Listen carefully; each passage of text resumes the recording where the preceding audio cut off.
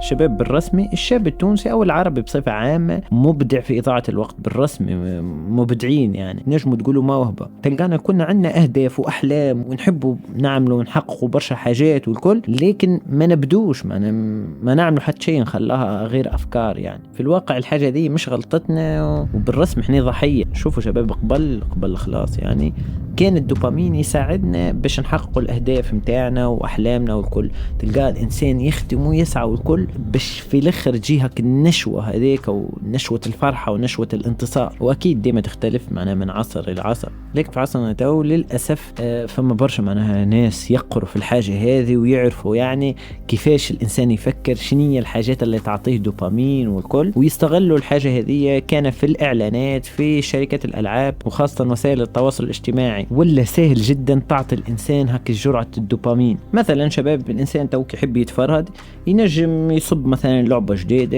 يلعبها، يتفرهد يحس بالنشوة معنا بالسهولة هذه. معنا في داره يصب لعبة في التليفون، ولا لعبة جديدة مثلا في البي سي ولا حاجة، ولا يشد التليفون يسكرول يتفرج على الفيديوهات وكل، تجيه سعادة ونشوة، لكن سعادة لحظية يعني مؤقتة وقصيرة المدى، وما هيش حاجة خايبة صراحة. هي حاجة خايبة بالرسم على حاجة كارثة مش خايبة. خاطر شباب تصوروا العشرينات الكل ولا المراهقة الكل والعشرينات الكل تتعدى تعمل نفس الحاجة، تضيع. شوفوا قديش تضيعوا في وقت على الحاجة هذه، وبعد تلقى روحك في الثلاثينات تخدم في خدمة ما تحبهاش غير باش تعيش، وتلقى روحك معناها لا سكيلز لا حتى شيء، خاصة في عصرنا هذا، ولا كل مرة الخدمة تصعب. وشوفوا شباب أكثر حاجة وجعتني يعني وقت أليكس معناها سافر معي لتونس، قال لي جملة ما عرفتش كيش نجاوبها.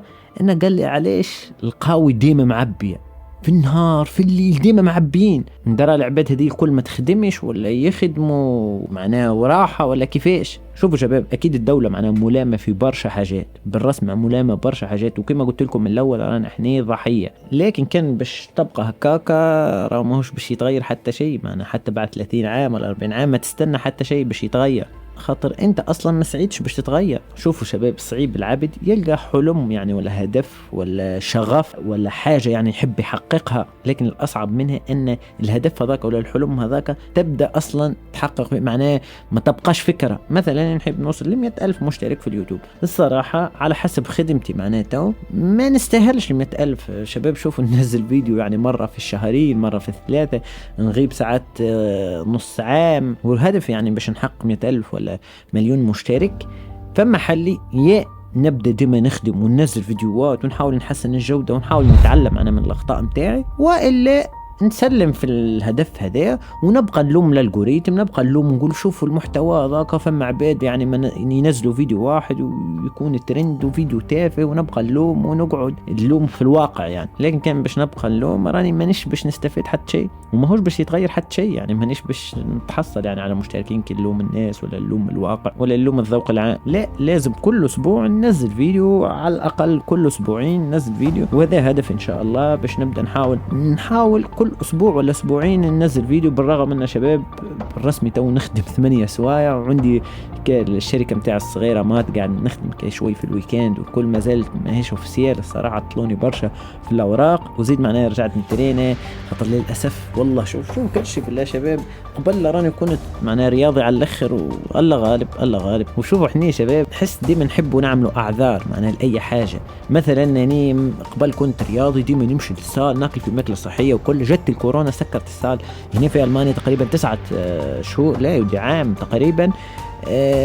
اني ما عادش نعمل السبور، وليت ناكل ماكله غير صحيه، وديما نلوم في الكورونا معناها نلوم ونقول على خاطر راس صار سكرتك علاش اني بطلت وكنت ديما نمشي وكنت كذا، اللي هو ما هوش عذر. يعني كنت النجم نبقى ديما نترينا في الدار نترينا برا، لكن كي ما حققتش الهدف متاعي مش رجعت نترينا ونصلح من روحي، لا بقيت نلوم الحاجه هذه اللي نتعدى عام عامين 3 واني ما نتريناش، كل مره حالتي تولي اخيب. لكن الحمد لله الواحد صحيح فاق مخر شوي، لكن خير ما يفيقش يعني ضربة واحدة. تو رجعت نترينا، رجعت لليوتيوب، ننزل كل يوم مريل يعني في الانستغرام، وفي نفس الوقت نخدمه كل يوم. نضيع معناها 3 سوايع تقريبا في القطار باش نمشي للخدمة، نضيع حتى بالويكند. وتشوفوا انتم كل مرة تطورات، كل مرة نحاول ننزل لكم هيك فلوج ولا حاجة، كان نحكي لكم على التطورات متاعي. لكن التضحية اللي تو نعمل فيها والكل كان قبل عملت الشطر اللي قاعد تو نعمل فيه، راني تو مرتاح. لكن الله غالب. وبالرسم شباب اني متعطش، والله متعطش للنجاح معناه في كل شيء، يعني في مجالي، كان ماديا، كان في سبور، كان المجال اللي نخدم فيه معناه كل يوم نحاول نتعلم حاجة جديدة. شباب رد بالكم من عذر ما عنديش وقت، ولا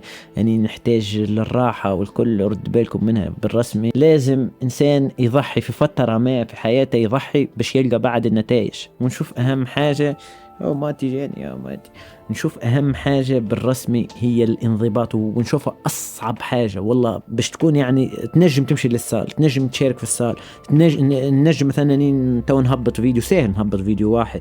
لكن باش ننضبط ونحاول كل أسبوع نهبط فيديو، على فكرة نقول لكم هيك باش نزيد نورط نفسي معناها قدامكم والكل، باش نكمل معناها ننزل الكل. خاصة مثلا بعد شهر ولا شهرين تشوفوا عندي مثلا كارش هيك، تقولوا لي معناها راك ما تمشيش للسال. يعني تو قاعد نورط نفسي باش نخدم أكثر. خاطر بالرسم الانضباط أصعب حاجة. وجينا فترات هيك ننضبطوا ونحبوا نخدموا ونحبوا نعملوا ونحبوا نديروا، لكن فما فترات أخرى تبخلوا على كل شيء، وهي الفترات هذيك اللي تبخلوا فيها هي اللي تحدد يعني مصيرك. وشوفوا شباب، ديما تعملوا مثلا هدف ولا حاجة، ديما حاولوا تعملوا حتى ديدلاين، وقت نهائي للحاجة هذيك. مثلا يمكن نقول نحب نوصل ل100,000، لازم مش 100,000 النجم نوصلها يعني بعد 10 سنين، يعني ننزل كل فيديو كل عام يعني.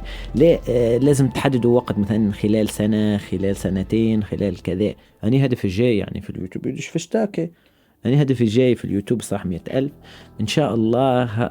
نحاول نوصل باش نكونوا منطقيين. تو حاليا تقريبا 20,000، خلال نصف سنة بنوصل بالرسم ل100,000. والحلم متاعي نوصل للمليون، لكن المليون يعني هدف بعيد شوي، خلي نوصل ل100,000 وبعد نقول لكم وقتاش نحب نوصل المليون. وشباب كان عجبكم الفيديوهات النوع ذا، ما تنسوش زاد تشتركوا في القناة، وتنحاول هيك كل مرة ننزل فيديو هيك، ننزلوا فلوجات، تشوفوا يومياتي، تشوفوا تطورات، تشوفوا كيفاش نخدم. من أحسن الحاجات اللي تعجبني معي في اليوتيوب ولا في الفلوجات عموما انكم تشوفوا التطورات متاعي. شباب راه عندي فيديوهات يعني لهم 4 سنين تقريبا، حتى شعري كان طويل كذا، كنت يعني عبد اخر وقتها في الفتره ذيك، كنت نقرا اللغه اول ما جيت لالمانيا. تو بعدها عملت لكم هكا فيديوهات هكا في الجامعه، تو معناها تخرجت، تو فتره الخدمه. عشان نحب الفلوجات ياسر، نحاول كل مره ننزل فلوج. في الفلوجات هذه نعطيكم بعض النصائح، يعني كان الناس اللي تحب تجي لالمانيا، ولا على السفر عموما، ولا دروس يعني تعلمتها كما الفيديو هذا. كان عندكم اي سؤال ولا موضوع هيك تحبوني نحكي فيه،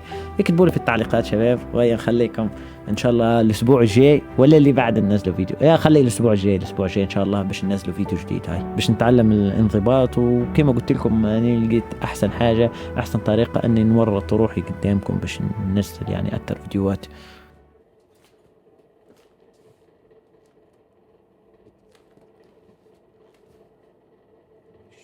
تعمل غاد